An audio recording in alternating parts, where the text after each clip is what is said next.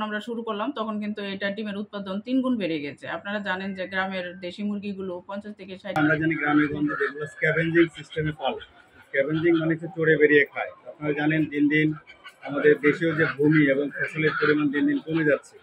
আগের সময়গুলোতে দেখা যেত যে মানুষ সহজেই তার আঙ্গিনায় অনেক ধরনের খাবার, ধান, গম, ভুট্টা বিভিন্ন ধরনের চাষাবাদ হতো। এখন কিন্তু এই জিনিসটা দিন দিন কমে যাচ্ছে, যার কারণে কিন্তু এখন স্ক্যাভেঞ্জিং থেকে সেমি ইন্টেন্সিভ এবং ইন্টেন্সিভ আমরা এখানে যেটা পালতেছি দেখতে পাচ্ছেন, এটা হলো ইন্টেন্সিভ ম্যানেজমেন্টের মধ্যে আমরা এই মুরগিগুলো লালন পালন করছি। হলো এদের ম্যানেজমেন্টের জন্য, যেমন কমার্শিয়াল বার্ড ব্রয়লার লেয়ারের যেগুলো আছে বিদেশ থেকে আমদানি করা, তাদের যে হিউজ একটা শিডিউল মেনটেন করা হয় মেডিসিন ভ্যাকসিনের জন্য, দেশি মুরগির সেটা লাগে না। ৩ নম্বর ফ্যাক্টর হলো এটার ডিজিজ রেজিস্ট্যান্স পাওয়ার হাই, এটার সহজে রোগবালাই হয় না। রোগবালাই কম হওয়ার জন্য খামারি লেভেলে এটার চাহিদা ব্যাপক। এটার চাহিদা ব্যাপকের প্রেক্ষিতে 2014 সাল থেকে 18 সাল পর্যন্ত মৎস্য প্রাণী সম্পদ মন্ত্রণালয়ের অধীনে বাংলাদেশ লাইভস্টক রিসার্চ ইনস্টিটিউট একটি উন্নয়ন প্রকল্প সমাপ্ত করে সেইখান থেকে খামারি লেভেলের যে রেসপন্স ছিল সেটা অতুলনীয়, অভাবনীয়। হয় এক একটা ডিমের দাম 15 থেকে 20 টাকা। আমাদের ডিমের দাম কি ধরনের খাবার আমরা আপাতত আগে বানানো খাওয়ানো হইতো, এখন আপনারা কোম্পানির খাবার খান বিধায় এখানে কেজ রেয়ারিং হচ্ছে এবং আমরা যে স্ট্যান্ডার্ড রেশন ফর্মুলেশন এখানে দিতে হচ্ছে। তবে আপনারা জানবেন যে আসলে সায়েন্স যেটাকে বলে, ডিম পাড়ার জন্য মুরগির খাবারের প্রয়োজন হয়, লাইটিংয়ের প্রয়োজন হয় এবং সেটা 16 ঘন্টা লাইট দিতে হয়। গ্রামে গঞ্জে যখন মুরগি পালে তারা কিন্তু এই সিস্টেমগুলো ফলো করে না। তো যদি এভাবে স্ট্যান্ডার্ড রেশন যেরকম স্টার্টার, গ্রোয়ার এবং লেয়ার লেয়ার রেশন, এই 3টা পর্যায়ের খাবার যদি আমরা মুরগিকে দিই তাহলে সঠিক সময় ডিমে আসবে এবং পরিমাণ মতো ডিম আমরা পাবো।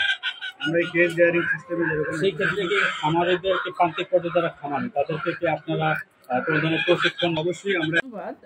মূলত এখানে আমরা শুনেছেন যে 11টা স্পিসিস যে চিকেন, একটা চিকেনের মধ্যেও আবার ভাগ আছে, যেমন দেশীয় মুরগি আছে, বিদেশি মুরগি আছে, ঠিক আছে? তো আমাদের এখানে মূলত দেশি মুরগি ৩টা জাতের আমরা এখানে কনজারভেশন করছি, পাশাপাশি এগুলাকে উন্নয়নের চেষ্টা করছি। তো ২০১০ সাল থেকে মূলত এই গবেষণাটা মানে কার্যকরভাবে শুরু হয়। এর আগেও দেশি মুরগি বিএলআরএ ছিল, কিন্তু সিস্টেমেটিকভাবে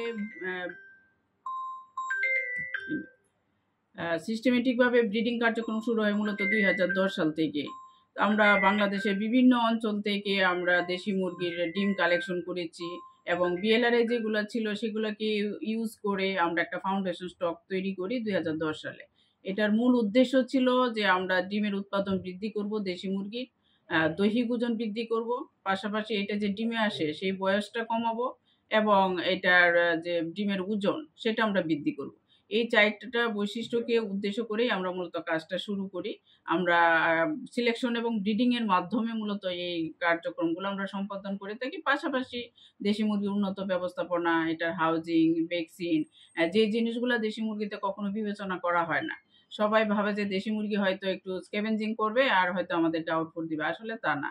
ইনপুট না দিলে কোনো কিছুই আসলে আসে না। তো এটার যে জেনেটিক পটেনশিয়ালিটি আমরা দেখেছি যে এটার অনেক জেনেটিক পটেনশিয়ালিটি আছে, কিন্তু আমরা একে এক্সপ্লোর করার সুযোগ দিচ্ছি না, অর্থাৎ তাকে কোনো আমরা পরিবেশ দিচ্ছি না। তো যখন আমরা পরিবেশ দেওয়া শুরু করলাম, যেমন এটাকে খাদ্য দিতে হবে একটা নির্দিষ্ট পরিমাণে, এটাকে লাইটিং দিতে হবে, ডিম পাড়া মুরগির লাইটিং দরকার, এটাকে ভ্যাকসিন দিতে হবে। তো এই কার্যক্রমগুলো যখন আমরা শুরু করলাম তখন কিন্তু এটা ডিমের উৎপাদন ৩ গুণ বেড়ে গেছে। আপনারা জানেন যে গ্রামের দেশি মুরগিগুলো ৫০ থেকে ৬০টা ডিম দেয়। আমাদের এইখানে সিলেক্টিভ ব্রিডিং এবং উন্নত মানের ব্যবস্থাপনার কারণে আমাদের দেশি মুরগি এখন ১৭০ থেকে ১৮০টা ডিম দিচ্ছে। পাশাপাশি যেখানে একটা দেশি মুরগি খাওয়ার উপযুক্ত হইতে ৬ মাস সময় লাগে, এখন কিন্তু আমরা ২ মাসে এটাকে খাওয়ার উপযুক্ত করতে পেরেছি। ৮ সপ্তাহ বয়সেই এটাকে মানে খাওয়ার উপযুক্ত হয় এবং আপনারা শুনেছেন যে রোস্ট করার জন্য যে উপযুক্ত ওজন সেটা কিন্তু আমাদের দেশি মুরগির ৮ সপ্তাহেই হয়ে যাচ্ছে।